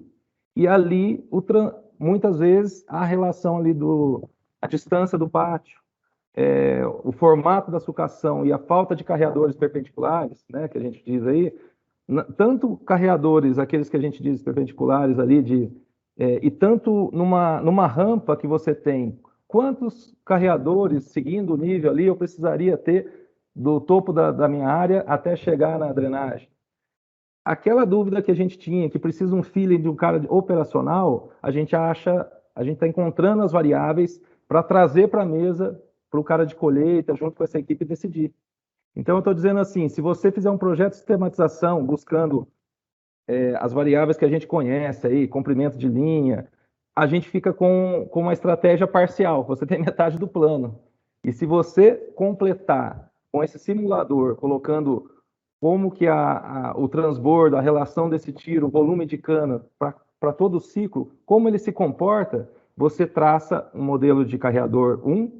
Na hora que você vê o resultado nesse modelo de carreador, você projeta talvez carreadores diferentes, mas você precisa interferir no modelo, por isso que é um aprendizado com o cliente, para subir as variáveis e a gente simular de forma mais precisa, Bruno. Então, realmente, se você fizer um projeto de sistematização usando essa ferramenta, você vai trazer o feeling da colheita, daquela micrologística para dentro do projeto.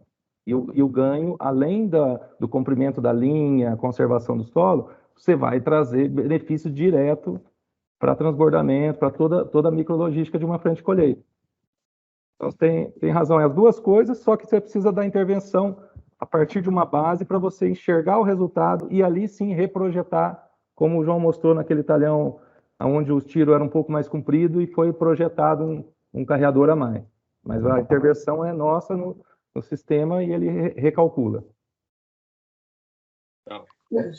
Só complementando, então, a resposta é assim, a gente precisa da malha de carreadores, tá? Seja ela uma malha já implementada, como eu falei, já um canavial que já está estabelecido, ou um projeto novo de sistematização, mas parte do princípio que você tenha a sua malha viária ali para deslocamento. Tá?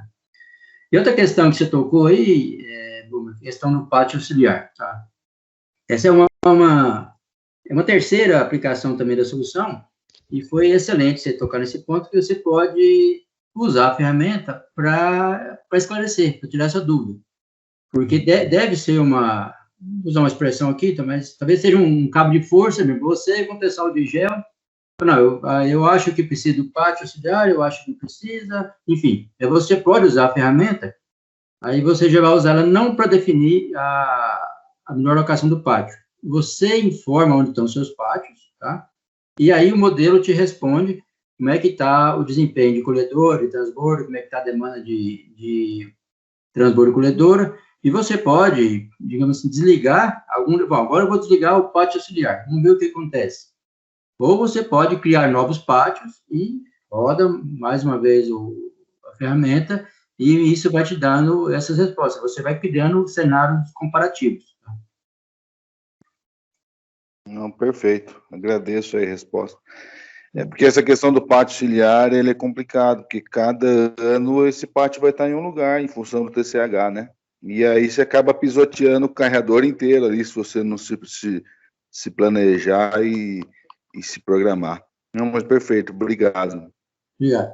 Bruno, essa resposta que ele dá para cada TCH é o que é impressionante ali. Você simula, vê o que variou e aí reprojeta. Então, na verdade, o que você está falando, se a política e todo o padrão da empresa é para fixar o pátio, você redistribui ele com aquela quantidade que atenda os indicadores, você mostra realmente que a relação, que o rendimento da colhedora não vai ficar afetado teoricamente nesses lugares que precisariam de um pátio auxiliar. Então é bem, você traz para a mesa, Bruno, um negócio que é esse esforço aí de cada área puxar para uma premissa que ele conhece, você traz para a base ali mostrando o rendimento e adequando da melhor forma o pátio fixo, e quem tiver uma estratégia operacional de apoiar esse pátio, tem um fornecedor ou tem outra estratégia ali, ele também se adequa facilmente. Então dá para fazer sim. Legal. Obrigado. Valeu, Brumer. Obrigado. Vico, por favor. Marcos, você percebeu que hoje eu fiquei quietinho, né? Estou estranhando até. Não. Então, deixa eu explicar. Eu sou da porteira para dentro, tá? Mestrado foi em qualidade de matéria-prima, doutorado em microbiologia aplicada da fermentação. Em primeiro lugar, parabéns, não podia ser diferente, uma empresa que foi mentorada pelo Bioenergy Hub, tá? Fantástico. Mas são dois pontos que eu vou trazer. Convidar o Rubismar, eu acho que depois desse encontro nosso, tá? E é um encontro, não é webinar, não é palestra, né? Isso aqui é uma sala de reunião, é um encontro de gente que gosta do setor. E todo mundo tem voz ativa aqui, isso que é o diferencial nosso, né, Marcos? Mas eu vou convidar o Rubismar para uma próxima, não sei quando, a gente vai agendar, para você falar da sua máquina 5 em 1, tá, Rubismar? Enfim, vai ser muito interessante isso aí, tá? E com toda, porque a gente está ouvindo falar de compactação de solo, de carreador, pisoteamento, aí você vai falar do penetrômetro também. Outro, Douglas, se você trabalhou com o Rubismar, você trabalhou comigo, mas tudo bem, você só lembra do Rubismar, de boa, tá? Terceiro, existe o crivo socrático, né? É verdade, é bom, e é necessário. Não sei. Então, se você tiver que falar alguma coisa, isso é verdade, isso que você vai falar é bom, isso aí que você vai falar é necessário. E nós criamos o crivo socrático, que toda vez que você chega com uma nova ideia no setor, esses 3 crivos são o seguinte: quanto custa, qual o payback e onde tem, tá? Se você responder passar por esses 3 crivos, o chá de cadeira é um pouquinho menor. A gente sabe como é que funciona. Mas vamos lá. O que eu achei interessante nesse processo todo, é que a gente sempre fala, o açúcar foi feito no campo. E o nosso setor é um setor totalmente diferenciado, ele é multidisciplinar e interdependente. Toda vez que a pessoa for comentar qualquer coisa dentro da cadeia sucroenergética, você pode ter certeza que ou ela vai falar bobagem se ela não conhecer, ou ela vai falar com muita propriedade se ela conhecer. Vocês vivenciaram o setor, já não é de hoje, o João passou pelo CTC, enfim, é tudo meio que canaçauro aqui. Eu falo que em outra situação essas reuniões cheirariam naftalina, mas é tudo jovem de cabeça, tá? Isso aí cheira Chanel, enfim, provamos o que vocês quiserem. Mas vamos lá. Continuando, o açúcar foi feito no campo. E essa matéria-prima, isso que vai ser bastante como um elogio mesmo, ela deve ser processada no menor tempo de lapso possível. E a nossa preocupação é exatamente isso.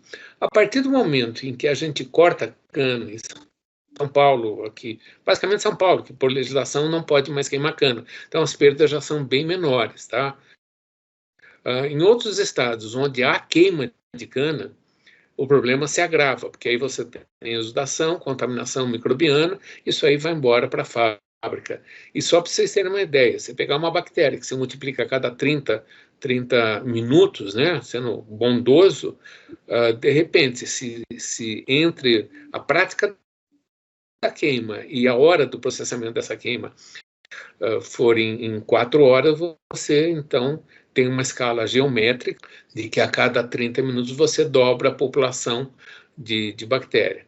E esse projeto, esse processo que vocês colocam em prática, esse tempo que eu falo que é um tempo precioso, tanto é que a partir de um determinado tempo, a própria matéria-prima ela pode sofrer desconto em função do tempo entre o corte e o processamento, o tempo entre o corte e a entrega de cana. Tá? Então, isso vocês não apresentaram, eu acho que seria interessante ter uma planilha valorando, valorando, né? Não é valorizando, é valorando ou atribuindo valores no quanto se ganha com relação à rapidez que vocês tiram a cana do campo e com essa sistemática de uma não é simulação de um nossa, fugiu a palavra, de uma modelagem matemática que vocês aplicam ao sistema de transbordo e transporte da cana, minutos corresponde a cifrão. Então, eu acho que seria interessante, como sugestão, fazer uma diferenciação entre esse tempo que se ganha com o sistema adotado, tá? E no sentido de otimizar e falar, olha, com isso, com essa adoção ou com a adoção, não sei como é que é o sistema, o business disso aí, tá? É um pagamento mensal para usar a plataforma, vocês vendem, enfim, eu sei que isso aqui não é uma conversa comercial, tá? Mas é importante deixar claro, olha, você pode contratar por 3 meses e depois você rompe o contrato, enfim. Interessante para a gente saber, hoje nós estamos com 30, deu pico de 38 pessoas aqui.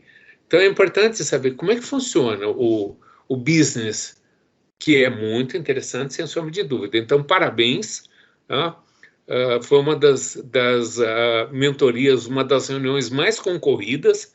Então, vocês já estão famosos aí. E o João é de Piracicaba, João? Essa pergunta, para mim, é meio complicada, viu, Vico? Por quê? Porque eu nasci em Goiás, fui criado em Minas e estou em São Paulo. Mas eu Eu me casei com uma Piracicabana. E hoje eu moro em Itupeva. Então tem coisa boa na sua casa, isso que é importante. Não, melhor ainda que eu não tenho sotaque. Não, tá bom. Tá. Mas brincadeira, não, eu me considero mineiro de coração, mas já estou há muito tempo. Não, mas muito legal. E acho que as intervenções que foram colocadas, elas somaram muito. O próprio Blumer estava comentando da Biosev, das dificuldades que eles têm, que a gente sabe, é um relógio, né? Tem que ser um relógio. A quantidade eu até diria, capacidade de moagem, quantas esteiras você tem lá para você descarregar os caminhões, e a sua capacidade de transbordo e transporte de cana.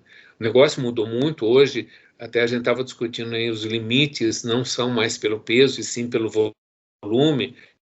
Eu falo que cana hoje é uma matéria-prima que você encontra dentro de uma biomassa, né? Mas são coisas que a gente tem que começar a conviver com isso aí. Mas, enfim, deixa eu ficar quieto. Eu descontei tudo que eu fiquei quieto durante toda a mentoria, porque realmente não é minha área, tá? Mas eu achei fantástico, e depois eu quero ver se a gente começa, talvez com o Rubismar, a gente pega algum aluno para tentar ver se o custo, o ganho do financeiro com a aceleração do tempo, ou a otimização do tempo a entrega entre o corte e a entrega na usina. Não é só entrega, porque tem muita usina que você joga a carreta lá, deixa a carreta lá no pátio, o cavalo volta para o campo. Não é isso. É entre o corte e o processamento, a cana na esteira. Entendeu? É interessante isso aí. Parabéns pela ideia. Por exemplo, se uma cana chegar 1 hora antes, ela vai ser moída 1 hora antes. Não, e uma hora uma deterioração menor em 1 hora. Pois é. Pelo volume de cana pode significar muita coisa, né? Sim, então 1 hora, se você pegar 30 minutos, uma duplicação de unidade formadora de colônia, você tem, se você tinha uma unidade, em 1 hora você tem 4. Porque essa colônia, ela quer comer o açúcar, né? Não, quer comer não, ela começa a comer a partir do momento que você corta a cana. Então, e não necessariamente ela transforma esse açúcar em álcool, né? Via de regra, transforma em ácidos orgânicos. É verdade. Tá? Não, legal. Obrigado pela participação. Beleza. Parabéns, olha, fantástica a mentoria. O Marcos fala mentoria, ele puxa a minha orelha, às vezes eu falo plataforma, ele fala, não é plataforma, é um hub. Quando eu falo hub, ele fala, não, aqui é um site, enfim. E aqui não é mentoria. Ele vem aprendendo, né? Como diz aí em Minas, esse trem é bom. Mas assim, muito legal, foi muito legal. Se a gente conseguir definir o valor, valorar essa questão aí do tempo, como é que isso tira valor da matéria-prima, isso é possível entrar no modelo, certamente. Sim. Porque é um sistema de convencimento, né, João? Você fala assim, olha, eu vou otimizar, como o Rubismar falou, eu vou otimizar o tempo entre o corte e o processamento em 1 hora.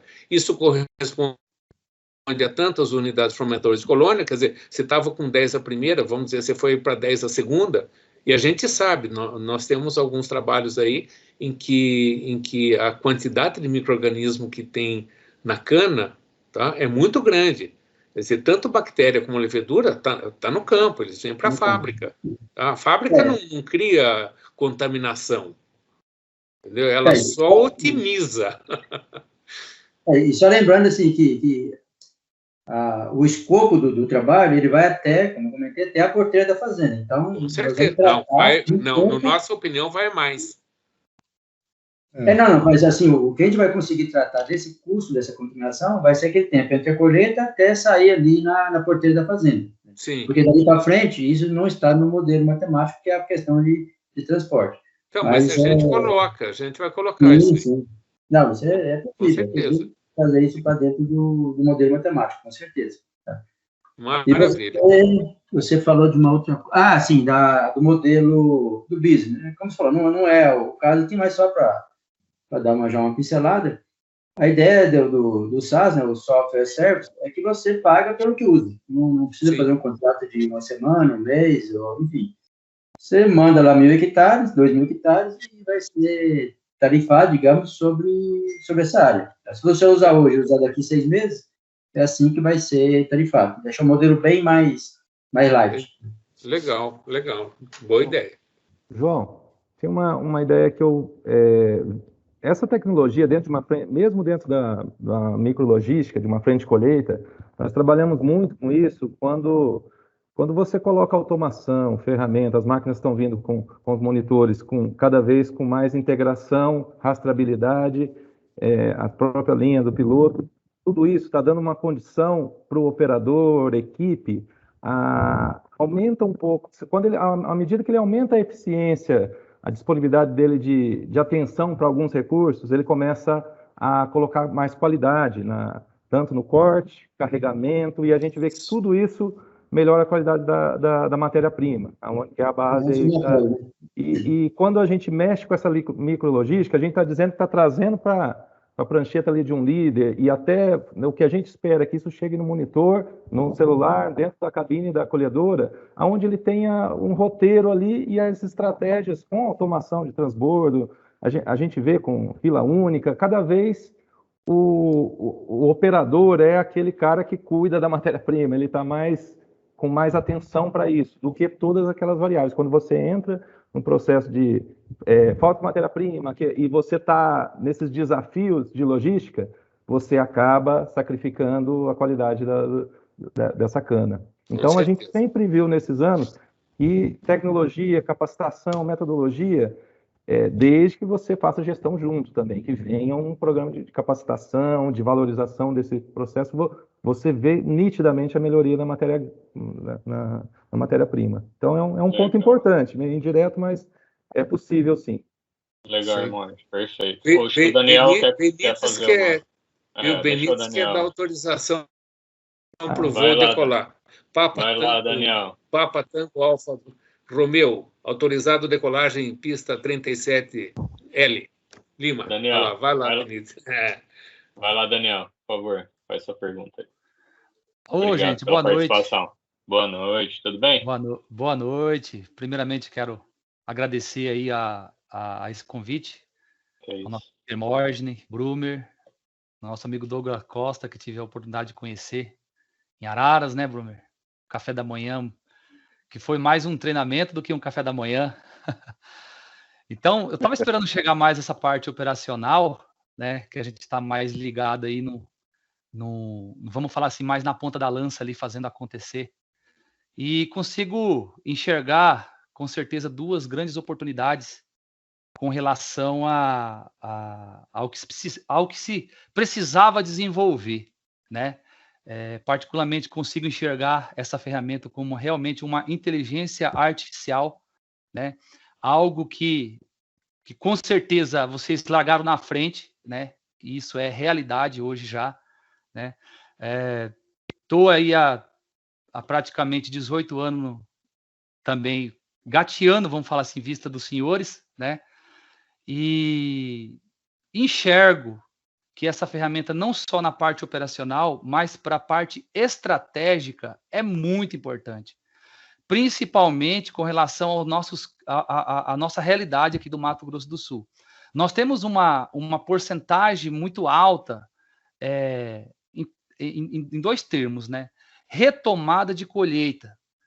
Você imagina uma ferramenta dessa, como que você otimiza uma retomada, de você enxergar os pontos, vamos falar assim, esses pontos aqui são os pontos mais críticos de colheita.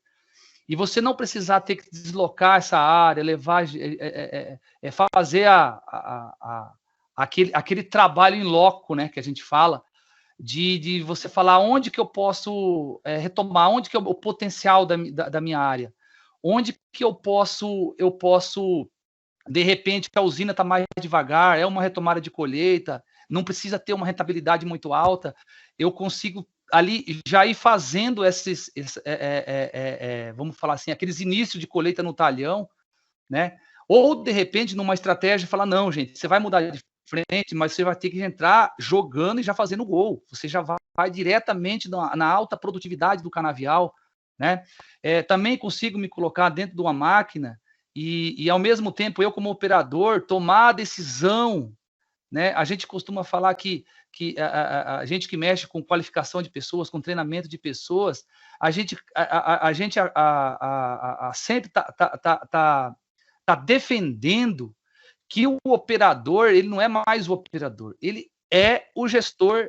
O Hermógenes foi muito feliz na hora que ele falou, ele é o gestor da qualidade, ele é o gestor da produtividade.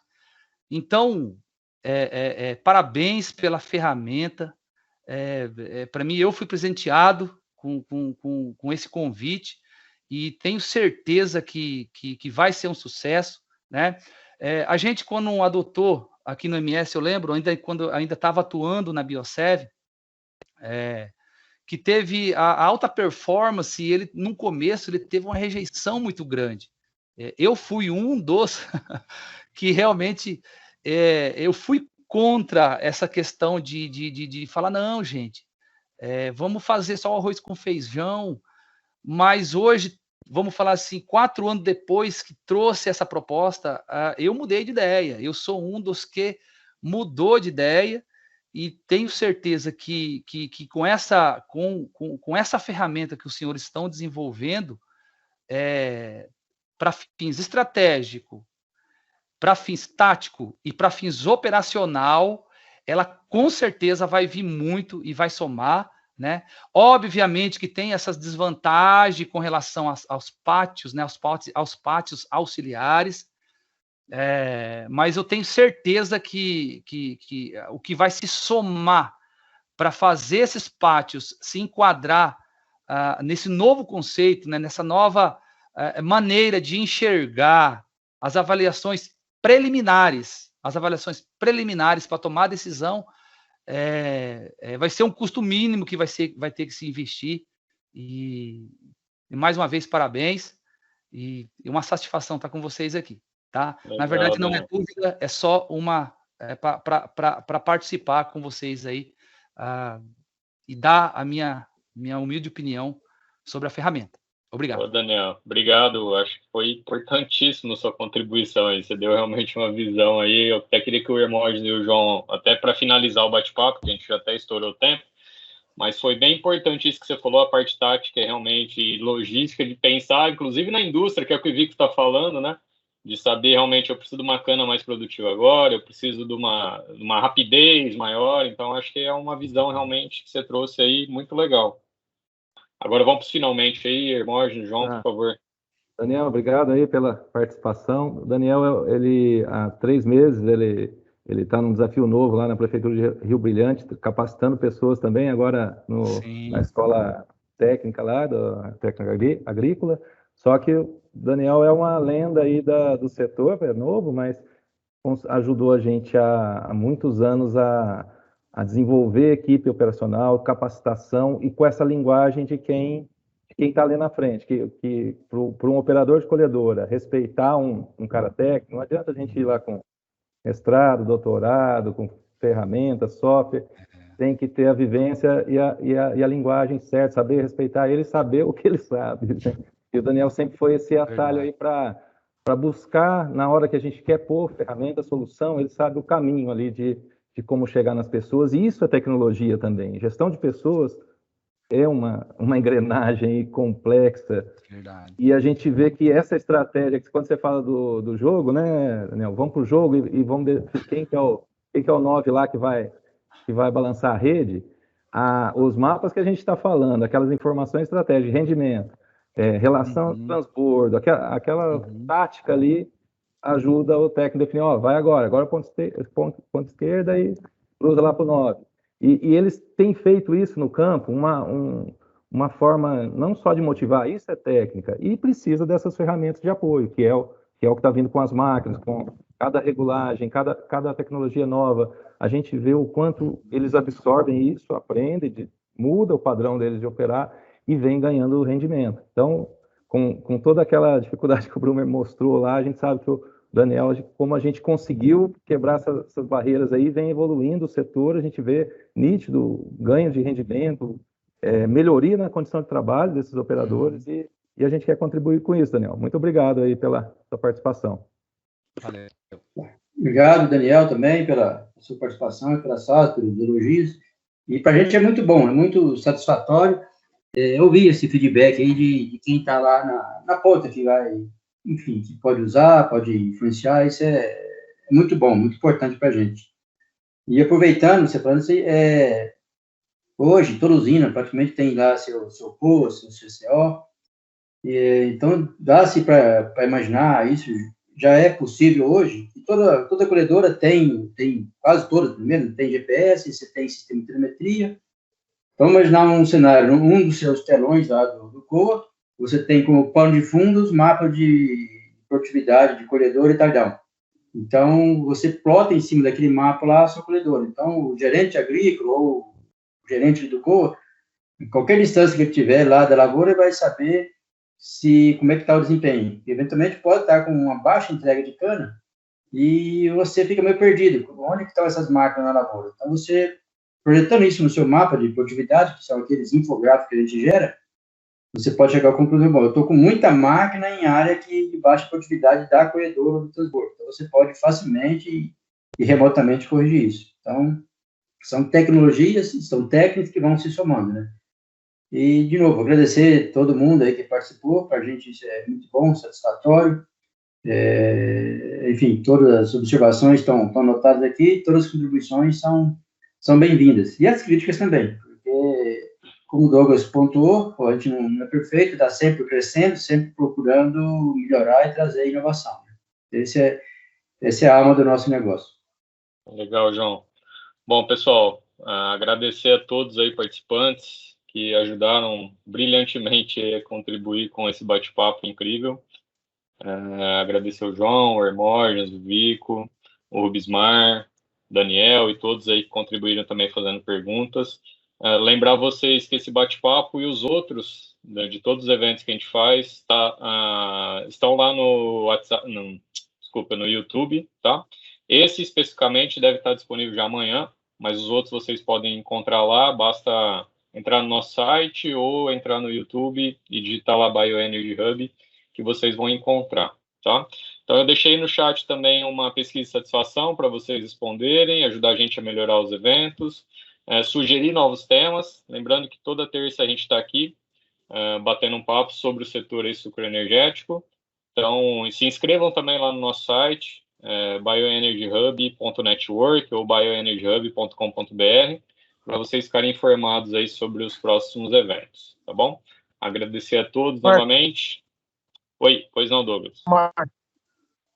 Só cumprimentar o eu não lembro dele. Não, agora é tarde, agora eu não quero mais saber. Não, você só puxou o saco do Rubão. Mas quero lembrar ainda do cerealista aqui, 2 feijão com arroz, acho que você lembra, né? Isso, puta, isso é cheirando naftalina mesmo. Gente, obrigado, eu agradecer a todos aí, viu? Grande abraço a todos aí. Rubão, muito obrigado. Foi uma honra, Vico. Tchau, tchau. Você vai falar, vamos agendar uma mentoria com você. Com certeza, com certeza. Não, eu gosto de ouvir, Vico. Não. Nada de mentoria comigo. Você não é mentoria. Nós vamos bater um papo. Tem história. Valeu. João, quer falar, João? Quer dar um recado? Só uma última palavra aqui. Primeiro, agradecer o pessoal que está acreditando nessa ideia, né? O Hermógenes, o Maurício, que é nosso analista. E um agradecimento especial ao Marcos, que abriu as portas do Bioenergy Hub para a gente, está gestando a nossa startup lá, nós estamos hospedados lá, estamos sendo incentivados, muito bem assessorados por ele, e ele é o grande responsável por a gente estar aqui hoje e un gran incentivador. Claro, obrigado, para saber cómo estamos y pues ahorita no le ofrezco nada, pero es bueno tenerlos en el radar por cualquier cosa, pues. ¿Quién es la persona que está hablando ahora? Arturo.